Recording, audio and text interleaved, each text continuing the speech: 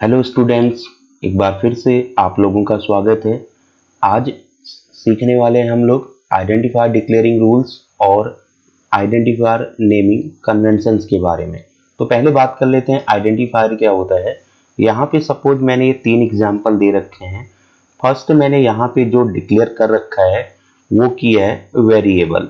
तो ये हमारा वेरिएबल डिक्लेयर है। यहाँ पे एग्जाम्पल नंबर 2 पे मैंने एक मेथड को डिक्लेयर कर रखा है और एग्जाम्पल नंबर 3 पे मैंने एक क्लास को डिक्लेयर किया हुआ है।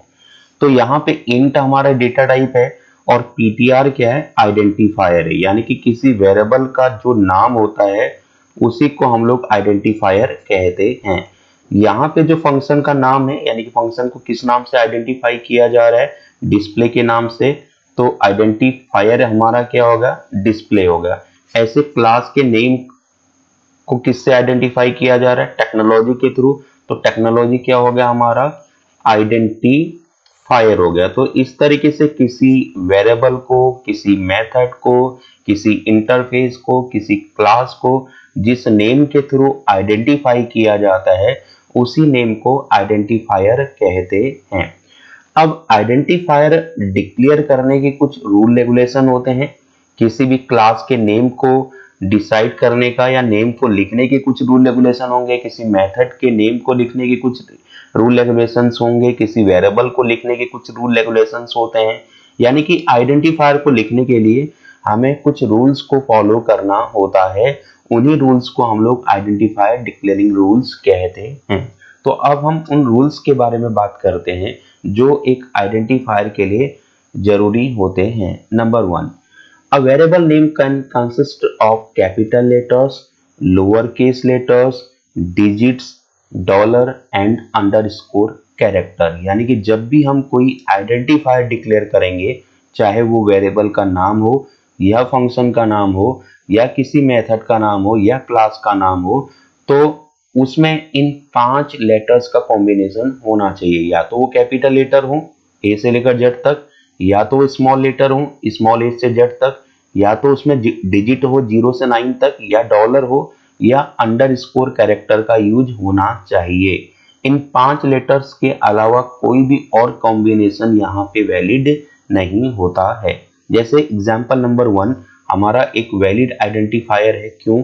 क्योंकि इसमें हमने जो आइडेंटिफायर सम लिया है, यहाँ पे 2 चीजों का कॉम्बिनेशन है। एक कैपिटल कैरेक्टर है एस, 2 स्मॉल अल्फाबेट्स हमारा यू और एम है। तो जिस कारण ये इन्हीं 5 का कॉम्बिनेशन में से कोई 2 लिए गए हमने, कैपिटल और स्मॉल की कॉम्बिनेशन, तो ये वैलिड माना जाता है।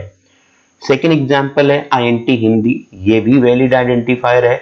हम चाहें तो किन्हीं 5 में से कोई 2 यूज कर सकते हैं, कोई 3 लेटर ले सकते हैं, कोई 4 ले सकते हैं, या पांचों का कॉम्बिनेशन हो सकता है, या उन 5 में से जैसे अभी मैंने सारे स्मॉल लेटर ले लिए, तो ये वेरिएबल डिक्लेरेशन भी हमारा वैलिड होता है। नेक्स्ट है, हमने यहाँ पे क्या काम किया है, स्मॉल लेटर अल्फाबेट्स और अंडरस्कोर का यूज किया है, जिस कारण ये भी क्या माना जाएगा, वैलिड आइडेंटिफायर माना जाता है।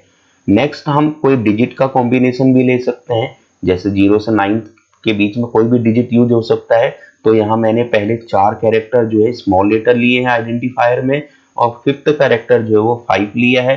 तो ये आइडेंटिफायर भी वैलिड माना जाता है। डॉलर का भी हम लोग यूज कर सकते हैं, इंट एन डॉलर, तो ये वैलिड आइडेंटिफायर होता है। तो इस तरीके से अगर हम कोई भी आइडेंटिफायर डिक्लेयर करते समय अगर इन 5 लेटर की कॉम्बिनेशन का यूज करते हैं तो हमारा आइडेंटिफायर वैलिड माना जाता है। अब आते हैं rule number 2, blank spaces can not be used in variable names और आइडेंटिफायर नेम्स। किसी भी ब्लैंक स्पेस का यूज हम लोग वेरिएबल या आइडेंटिफायर में नहीं कर सकते। जैसे यहाँ पे हिंदी और फर्स्ट, हमने एक वेरिएबल लिया है हिंदी फर्स्ट नाम से, हम वेरिएबल डिक्लेयर करना चाह रहे हैं, लेकिन ये वेरिएबल के बीच में क्या है, गैप है, स्पेस है, जिस कारण ये क्या है, इनवैलिड होता है। यानी कि ये जो तरीका है ये रॉन्ग तरीका है, यानी कि ये वैलिड नहीं है प्रोग्रामिंग में, यानी कि जावा में। सेकंड में रोल नंबर में भी हमने स्पेस रख दिया रोल और नंबर के बीच में, जिस कारण ये भी क्या हो गया है, इनवैलिड हो गया है। अब हम स्पेस की जगह पे 2 काम कर सकते थे, या तो अंडरस्कोर का यूज कर लें, हिंदी अंडरस्कोर फर्स्ट, ये तरीका वैलिड होगा, या हम इसी में ऐसे भी यूज कर सकते हैं, मैंने इंट लिया, हिंदी ऐसे लिख लिया और स्पेस को हम पूरी तरीके से फिनिश कर दें, हिंदी फर्स्ट इस तरीके से ले लें, तो ये तरीका भी क्या माना जाएगा, वैलिड माना जाएगा। या हम इसकी जगह पे अगर मुझे सिंबल यूज करना है तो मैं इस तरीके से भी यूज कर सकता हूं, इंट मैंने लिखा हिंदी और फिर हमने लगा दिया डॉलर और यहां लिख दिया फर्स्ट, तो ये तरीका भी हमारा वैलिड होता है। तो हमें बस ध्यान ये रखना है जब भी हम वेरिएबल का नाम लेंगे तो वेरिएबल या आइडेंटिफायर में स्पेस नहीं होना चाहिए, जैसे कि फर्स्ट टू एग्जांपल्स में हमने स्पेस लगाया जिस कारण ये इनवैलिड हो गए हैं। थर्ड एग्जांपल के हमारा rules, the first character must be a letter underscore and dollar. First character हमारा या तो लेटर होना चाहिए या तो अंडरस्कोर हो या तो डॉलर हो, यानी कि हमें कभी भी आइडेंटिफायर का फर्स्ट कैरेक्टर न्यूमेरिक नहीं होना चाहिए। जैसे इसमें देखिए फर्स्ट कैरेक्टर न्यूमेरिक हो गया है जिस कारण ये तरीका इनवैलिड हो गया, यानी कि गलत तरीका है, हम इस तरीके को फॉलो नहीं करेंगे। यानी कि कभी भी आइडेंटिफायर में न्यूमेरिक कैरेक्टर फर्स्ट कैरेक्टर के बाद कहीं भी हो सकता है, लेकिन स्टार्टिंग न्यूमेरिक से नहीं हो सकती। जैसे ये न्यूमेरिक से स्टार्टिंग है जिस कारण ये गलत है। अगर हम इसी को ऐसे लिख लेते, यानी कि मैं लिखता इंट और h के बाद अगर मैं 9 लगा दूं फिर मैं INDIR ये लिख दूं तो ये वैलिड होगा। यानी कि हम न्यूमेरिक कैरेक्टर स्टार्टिंग में नहीं ले सकते, उसके अलावा बाकी कहीं भी लगा सकते हैं। बाकी जो रिमेनिंग 4 लेटर्स हैं उनमें किसी से भी हम लोग स्टार्ट कर सकते हैं। जैसे मैंने स्मॉल अल्फाबेट से स्टार्ट करा आइडेंटिफायर तो ये वैलिड है, यहाँ पे अंडरस्कोर से आइडेंटिफायर वैलिड स्टार्ट करा ये भी वैलिड है, मैंने डॉलर से स्टार्ट करा ये भी वैलिड है। बस हमें केवल ये ध्यान रखना है जो 5 कॉम्बिनेशन हमारे थे, तो 5 कॉम्बिनेशन कौन कौन से थे, या तो कैपिटल लेटर्स होना चाहिए ए से लेकर जेड तक फर्स्ट कॉम्बिनेशन, सेकंड क्या हो स्मॉल लेटर होना चाहिए ए से जेड तक, या तो डिजिट होना चाहिए थर्ड, फोर्थ वो डॉलर होना चाहिए, फिफ्थ कॉम्बिनेशन वो अंडरस्कोर कैरेक्टर होना चाहिए। तो यहां पर क्या है देखिए, 4 जो रिमेनिंग हमारे कॉम्बिनेशंस हैं यानी कि कैपिटल ए से Z, small letter A to Z और इसके अलावा हमारा डॉलर सिंबल हो गया और अंडरस्कोर सिंबल हो गया, यानी कि ये 4 कॉम्बिनेशन से स्टार्टिंग हो सकती है, लेकिन जो लास्ट वाला न्यूमेरिक है उससे हम लोग स्टार्टिंग नहीं कर सकते हैं किसी भी आइडेंटिफायर का। नेक्स्ट जो हमारा रूल्स है number 4, special characters like has not allowed, यानी कि 2 ही सिंबल हम लोग किसी भी आइडेंटिफायर में यूज करते हैं, या तो अंडरस्कोर होता है या तो डॉलर होता है, उनके अलावा कोई भी सिंबल हम आइडेंटिफायर में यूज नहीं कर सकते। जैसे इंट एंड हैश हमने लगाया है तो ये क्या हो जाएगा, इनवैलिड हो जाता है। नेक्स्ट, वेरिएबल नेम्स और identifier names are case sensitive, capital letter and small letters are different, यानी कि केस सेंसिटिव का मतलब है केस के मामले में डिफरेंट है, सेंसिटिव है। तो यहां पर क्या है, स्मॉल ए और कैपिटल ए दोनों सेम नहीं है, यानी कि दोनों को क्या माना जाएगा, डिफरेंट वेरिएबल्स माना जाएगा। ये अलग वेरिएबल हो गया, ये अलग वेरिएबल हो गया, तो ये दोनों सेम नहीं है। तो इसलिए जो आइडेंटिफायर होता है केस सेंसिटिव होता है, तो वहां पे कैपिटल और स्मॉल में हमें ध्यान रखना होगा। जैसे हम कई प्रोग्राम में अगर शुरुआत में मैंने मान लीजिए इंट ए इक्वल 5 ले लिया, अब बाद में मैं इसे प्रिंट करने वाला हूं और प्रिंट करते टाइम में अगर स्मॉल ए की वैल्यू को प्रिंट करना चाहूंगा तो ये क्या हो जाएगा, गलत हो जाएगा, क्योंकि यहाँ पे कैपिटल ए और स्मॉल ए दोनों डिफरेंट ट्रीट किए जाएंगे। तो फिलहाल हमें केस सेंसिटिव लैंग्वेज है तो इसलिए केस का ध्यान रखना होता है।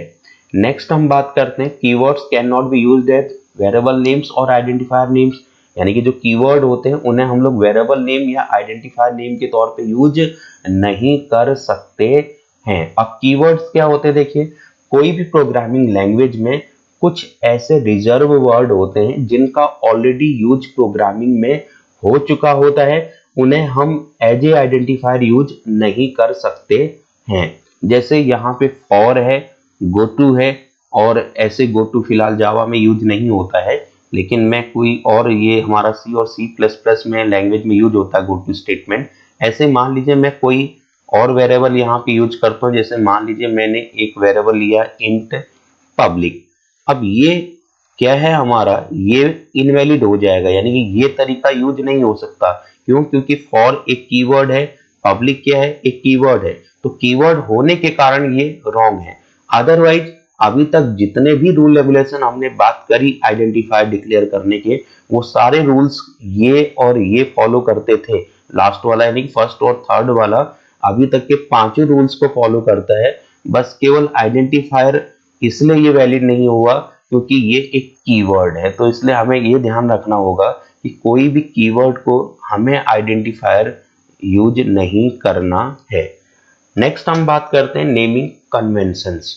अभी तक जो आइडेंटिफायर डिक्लेयर करने के रूल्स थे वो तो हमें फॉलो करने ही करने होते हैं। अब आते हैं नेमिंग कन्वेंशंस, यानी कि आइडेंटिफायर को डिक्लेयर करने के या आइडेंटिफायर लिखने के कुछ नामकरण की प्रचलित प्रणाली हैं। जैसे नेमिंग कन्वेंशंस का मतलब हो गया नामकरण परंपरा, यानी कि नेम रखने की परंपरा जो है उसी को हम लोग नेमिंग कन्वेंशंस कहते हैं। Java naming conventions is a rule to follow as we decide what to name our identifier such as class, package, variable, constant, method etcetera. तो फिलहाल यहाँ पे जावा जो नेमिंग कन्वेंशंस है वो एक जनरली वैसे तो रूल है, बट इसको हम लोग फोर्सफुली यूज भी नहीं कर सकते एज ए रूल। ठीक है, ये एक परंपरा है, एक स्टैंडर्ड बना रखा है जो लोग जावा को यूज करते हैं, ठीक है, but it is not force to follow. अब ये जो नेमिंग कन्वेंशंस होते हैं ये ऐसा कोई फोर्सफुली हमें फॉलो करने की रिक्वायरमेंट नहीं है, या कोई ऐसा भी नहीं है कि अगर हम कुछ वेरिएबल को डिक्लेयर करने का रूल है या कुछ मेथड को डिक्लेयर करने के लिए कुछ रूल्स हैं, स्टैंडर्ड्स हैं, अगर उन्हें फॉलो नहीं करेंगे तो हमारा प्रोग्राम गलत हो जाएगा।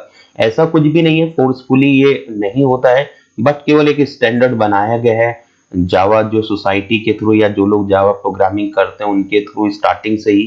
तो इसलिए हमें उन्हीं जो नामकरण की प्रचलित परंपराएं हैं उन्हीं को हमें फॉलो करना होता है। So it is known as convention not rule. इसलिए ये जो परंपरा है ये एक परंपरा ही है, ये कोई एक रूल नहीं है, फोर्सफुली नहीं हमें उसको फॉलो करना है। These conventions are suggested by several Java communities such as Sun Microsystem and Netscape.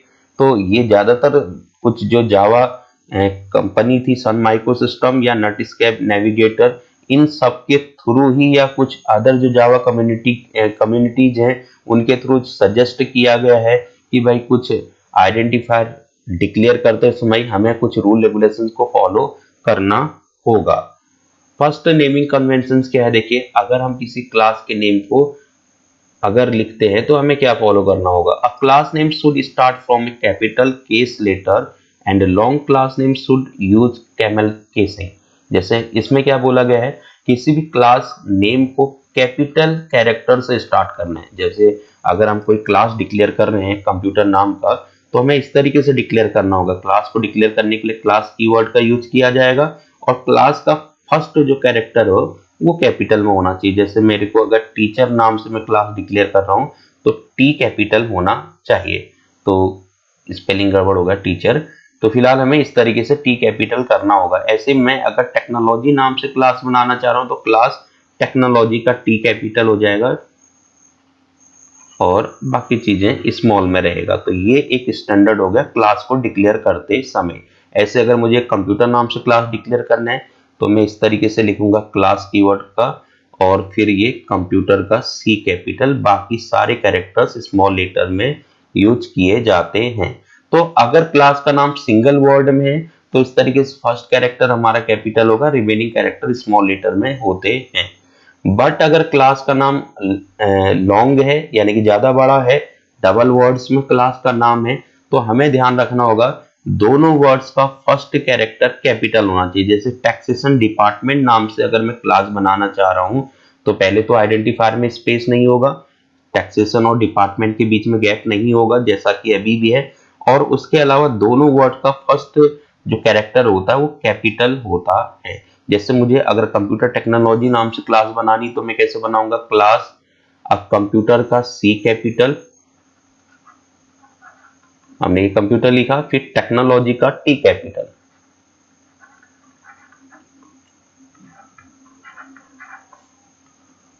तो इसी को हम लोग कैमल केसिंग बोलते हैं, यानी कि बीच में स्मॉल लेटर हमारा पूरा कंटिन्यू था, फिर एक अचानक से कैपिटल आया, वही कैमल केसिंग कहलाता है। तो जब भी हम क्लास का नाम लिखेंगे तो क्लास का फर्स्ट कैरेक्टर कैपिटल अल्फाबेट होना चाहिए। Number 2, method name should start from lower case letter. जब भी कोई मेथड स्टार्ट किया जाएगा उसका फर्स्ट कैरेक्टर लोअर केस में होना चाहिए। जैसे डिस्प्ले हमने लिखा तो डिस्प्ले का फर्स्ट डी जो है वो स्मॉल लेटर में हम यहाँ पे यूज कर रहे हैं। ऐसे जैसे मान लीजिए अगर मुझे ये पूरा डिक्लेयर करना होगा तो पब्लिक स्टैटिक तो वॉइड, अब हम यहाँ पे अगर मान लीजिए मुझे टुडे नाम से फंक्शन बनाना है या मेथड बनाना है तो हमें इस तरीके से इसको यूज करना होगा, यानी कि फर्स्ट जो कैरेक्टर हो हमारे मेथड का वो स्मॉल लेटर में होना चाहिए। If the name contains multiple words, अगर किसी मेथड के नाम में एक से ज्यादा वर्ड्स का यूज किया जाता है, start it with a lower case letter followed by an upper case letter. जैसे डिस्प्ले रिजल्ट नाम से हमारा मेथड है, इसमें दो वर्ड हैं, एक डिस्प्ले है और सेकंड वर्ड है रिजल्ट। तो यहाँ पे जो फर्स्ट वर्ड होगा वो तो पूरा स्मॉल लेटर में है, लेकिन जो सेकंड वर्ड स्टार्ट होना है उसका फर्स्ट कैरेक्टर कैपिटल में होना चाहिए। तो इसी तरीके से देखिए, अगर मुझे फर्स्ट नेम नाम से मेथड बनाना है तो मैं कैसे बनाऊंगा, public static void first name नाम से मुझे मेथड बनाना। तो दो वर्ड है, पहला है फर्स्ट और सेकंड है मेथड, तो फर्स्ट मेथड, तो मैं इस तरीके से, तो मेथड का एम क्या हो जाएगा, वो कैपिटल हो जाता है। तो यानी कि जब भी हम लोग कोई मेथड डिक्लेयर करते हैं या मेथड को लिखते हैं मेथड का नाम, तो वो स्मॉल लेटर से स्टार्ट होगा फर्स्ट वर्ड, और अगर सेकंड वर्ड है तो सेकंड वर्ड का फर्स्ट कैरेक्टर कैपिटल होना चाहिए, बाकी सारा स्मॉल लेटर होता है।